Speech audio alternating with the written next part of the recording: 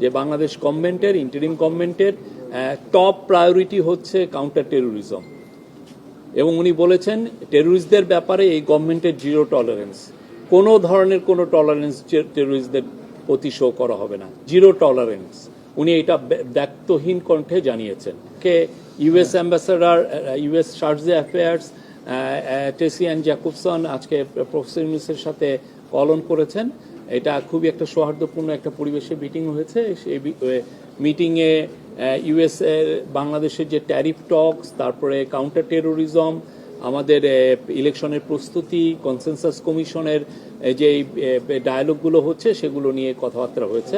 Professor Yunus পুরো US চার্জে অ্যাফেয়ার্সকে জানিয়েছেন যে বাংলাদেশ গভর্নমেন্টের ইন্টারিম গভর্নমেন্টের টপ প্রায়োরিটি হচ্ছে কাউন্টার টেরোরিজম এবং উনি বলেছেন টেরোরিস্টদের ব্যাপারে এই গভর্নমেন্টের জিরো টলারেন্স, কোনো ধরনের কোনো টলারেন্স টেরোরিস্টদের প্রতি শো করা হবে না, জিরো টলারেন্স।